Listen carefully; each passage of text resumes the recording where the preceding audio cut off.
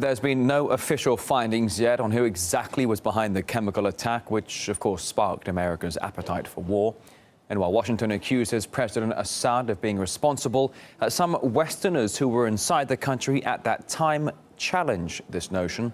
And my colleague Bill Dodd spoke to Belgian writer Pierre Pechinin.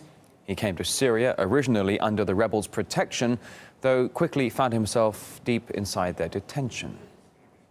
I don't think Bashar al-Assad and the Syrian government are to blame for the chemical attack in Ghouta. During that time, my Italian friend and I had been taken hostage by jihadists from the Al-Farouk group in Syria. We were held at one point in a room facing an office of the Free Syrian Army and the Al-Farouk jihadist group.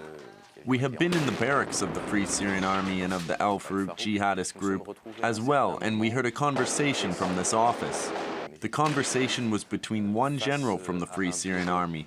We knew him from earlier, as he was the one who was in charge of our detention, and another officer from the Farouk Brigade. There was also a third person who was speaking perfect English, and they were talking to him via Skype.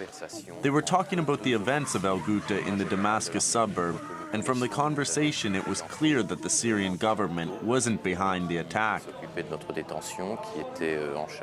Was it clear to you what the motivation was to use chemical weapons to launch a gas attack on civilians in this way? What was the motivation, do you think? Was it mentioned?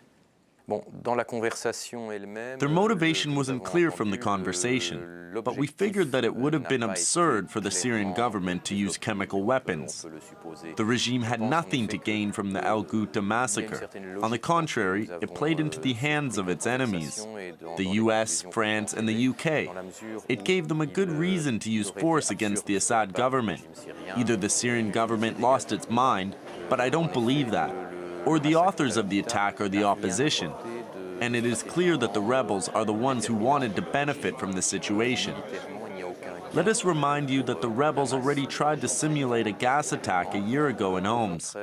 They made a video showing people on the ground acting as if they had been victims of neurotic gas.